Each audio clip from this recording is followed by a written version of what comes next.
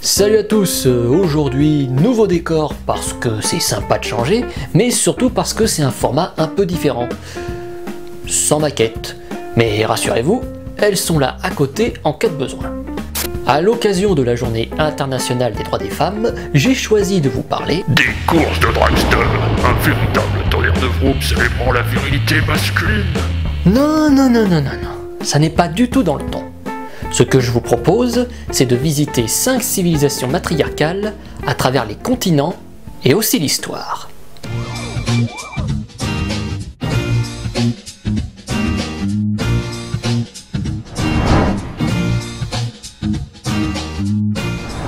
Alors de quoi parle-t-on quand on dit société matriarcale?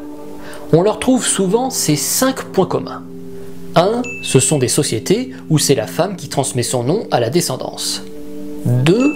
La femme est la chef de maison, c'est elle qui dirige le foyer, et c'est l'homme qui vient vivre chez sa femme. 3. C'est elle qui est responsable des finances et du porte-monnaie. 4. L'héritage est transmis par la femme et cédé à sa descendance féminine. Et 5.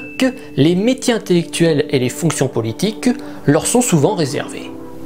Cela ressemble à l'inverse du patriarcat, mais en réalité, les rôles ne sont pas tant inversés que ça.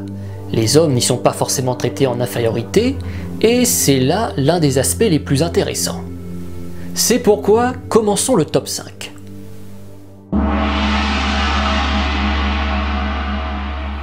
J'ai voulu commencer par une civilisation antique disparue, car cet exemple montre que le matriarcat est un phénomène très ancien. Et il est très probable qu'il est aussi vieux que l'humanité elle-même. Le peuple nabatéen a vécu entre le 2e siècle avant Jésus-Christ et le 5e siècle, dans ce qui correspond aujourd'hui à l'actuelle Arabie Saoudite et à la Jordanie. Vous savez, la Jordanie, juste à côté de la Kévini et de la Morganie. C'est fantastique, vous pouvez arrêter. C'était un peuple de très riches commerçants, une richesse qui leur a permis de bâtir de fastueuses cités, en particulier la célèbre Pétra. Ces temples et tombeaux sculptés dans la roche sont caractéristiques de leur civilisation. Le commerce était pratiqué par les hommes. Vu qu'ils étaient la plupart du temps sur les routes commerciales, ils avaient peu de temps à consacrer à la gestion de leur foyer et de leur cité. Résultat, eh bien, ce sont les femmes qui ont pris les choses en main. Le problème avec les femmes, c'est que dès que vous sortez de la cuisine, c'est pour faire le ménage. Et ainsi c'était majoritairement elles qui gouvernaient la société et décidaient des lois. Si les hommes étaient sur les routes à transporter, acheter et revendre les marchandises, les femmes, elles, pouvaient s'occuper de la trésorerie et du reste de la gestion. Ainsi, certaines femmes se sont retrouvées à la tête de riches et puissantes entreprises commerciales. Même si chez les Nabatéens, le pouvoir et les richesses étaient majoritairement détenus par les femmes, c'était une société égalitaire. Les hommes avaient les mêmes droits qu'elles en matière de propriété, d'héritage, de pouvoir ou encore pour les tombeaux. Cette société matriarcale finira par disparaître, avec la montée de l'Empire romain qui va prendre le contrôle de ce territoire, puis l'arrivée du christianisme et de l'islam qui va favoriser une société patriarcale. Enchaînons désormais avec des sociétés matriarcales toujours existantes.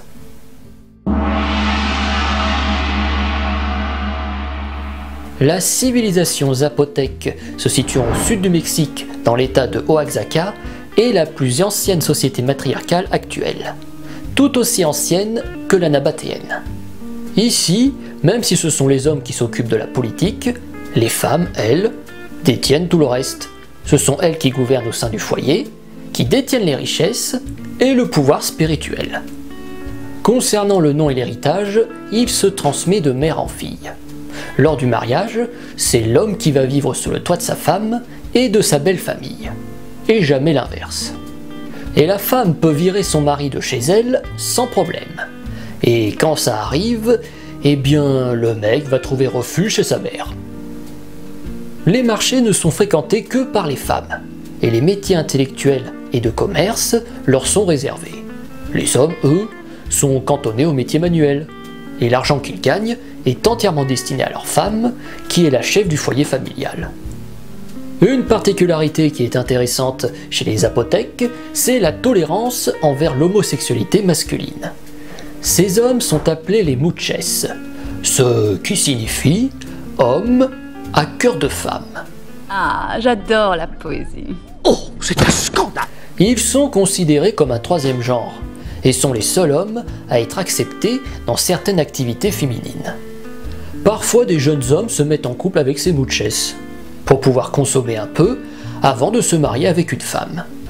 Cette tolérance est héritée de leurs ancêtres et contraste avec le reste du Mexique, bien sûr, où l'homosexualité reste mal perçue de par la religion chrétienne qui fut importée par les Espagnols. Résultat, des homosexuels intègrent cette communauté pour chercher une vie meilleure.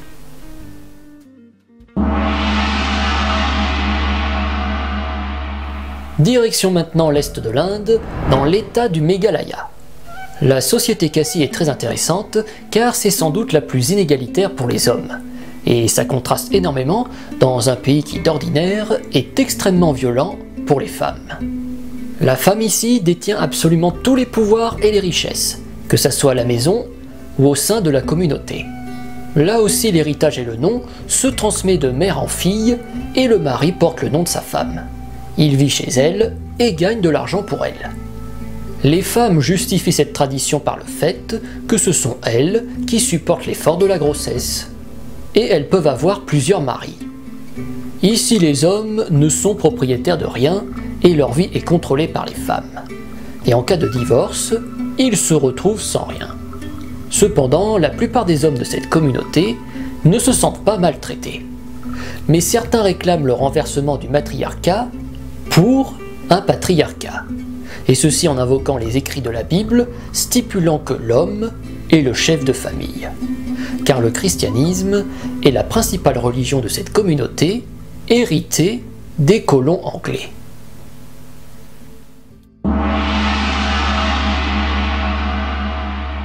Direction le continent africain au nord du Mozambique avec les Makoua. C'est une société traditionnelle paysanne. Les champs, les récoltes et l'argent reviennent entièrement aux femmes.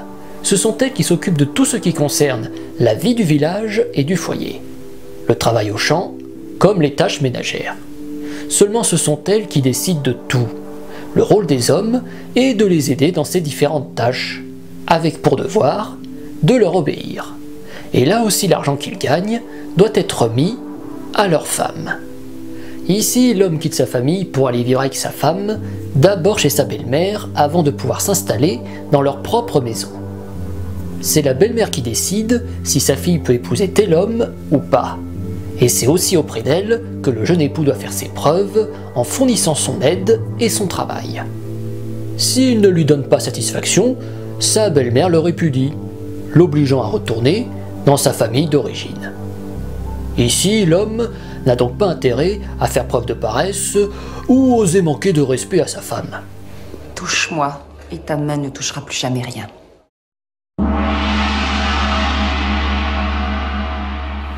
Puis allons en Indonésie sur l'île de Sumatra avec les Minangkabau. J'ai choisi de terminer par elle car je trouve son cas particulièrement intéressant. C'est une société matriarcale musulmane et il y fait plutôt bon vivre d'y être un homme. Alors, encore ici, c'est la femme qui transmet l'héritage et le nom de famille. L'homme quitte sa famille pour aller habiter avec son épouse chez sa belle famille, et ce sont les femmes qui possèdent et décident de tout, que ça soit à la maison ou au travail. Là aussi les femmes tirent leur pouvoir du fait que les métiers intellectuels et de commerce leur sont réservés. Et ce sont les métiers manuels pour les hommes. Après, les situations varient selon les classes sociales. Chez les classes aisées, les femmes sont aux affaires évidemment, mais les hommes, eux, sont entretenus à la maison, où ils ont juste à s'occuper des enfants. Tant qu'à l'éducation même des gosses, elle est faite par les frères de leur mère, qu'on considère comme plus légitimes que le père. Cependant, les hommes sont bien traités au sein de cette communauté, car ils y trouvent plutôt leur compte. Il faut dire qu'avec les responsabilités qu'elles ont, les femmes n'ont pas une situation si enviable que ça. Et les hommes sont plutôt attachés à ce modèle patriarcal et le défendent. Le plus intéressant concernant cette communauté, c'est qu'elle est musulmane. Preuve que islam et émancipation des femmes ne sont pas incompatibles. Et c'est important de le dire, aussi bien qu'aux extrémistes religieux qu'aux anti-religions. Si cela fonctionne, c'est parce que l'islam s'est installé en Indonésie de façon pacifique, ramené par des marins au XIIe siècle. Sa pratique religieuse a su s'adapter au modèle matriarcal anciennement présent, et il existe dans le monde d'autres exemples comme celui-ci. Cependant aujourd'hui, la montée récente de l'obscurantisme islamiste fait que des jeunes filles issues de ces communautés matriarcales se laissent convaincre par des discours expliquant que la femme est inférieure à l'homme et que ça devrait être uniquement lui, le chef à la maison comme au travail. La place de la femme, c'est à la cuisine. Eh, dites donc, pourquoi pas ramasser les poubelles tant que vous y êtes? Ça va pas, non? Pour conclure, le matriarcat n'est pas un phénomène anecdotique. Il est présent sur tous les continents et à toutes les époques. Cependant, aujourd'hui, il est menacé par deux choses. La mondialisation, qui fait disparaître les traditions de ces communautés ancestrales, et la montée des obscurantismes religieux, qui tendent à imposer le patriarcat. Or, ce modèle matriarcal mériterait d'être protégé. Selon les études anthropologiques, ouais, c'est pas faux. Contrairement aux modèles patriarcaux, les matriarcats sont des sociétés très pacifistes. La solidarité y est très forte, et ce, par l'intermédiaire des femmes. Les décisions ne se font pas de façon autoritaire, mais par la concertation et le consensus. Les conflits sont résolus uniquement par le dialogue et jamais par la violence, qui du coup est très peu présente au sein du couple. Même si souvent les hommes détiennent moins, voire pas de pouvoir et de richesse par rapport aux femmes, ils ne sont pas maltraités et profitent du même confort matériel qu'elles. Et la plupart d'entre eux défendent même ce modèle. De plus, beaucoup de ces matriarcats sont des sociétés assez égalitaires, car les femmes ont davantage tendance à fonder leurs lois sur la solidarité et le dialogue que sur les rapports de domination, ce qui est le cas des hommes. Ah bah c'est pas des flèches, hein. Donc au final, si on veut aboutir à l'égalité homme-femme, il faudrait peut-être que ce soit elle qui nous gouverne.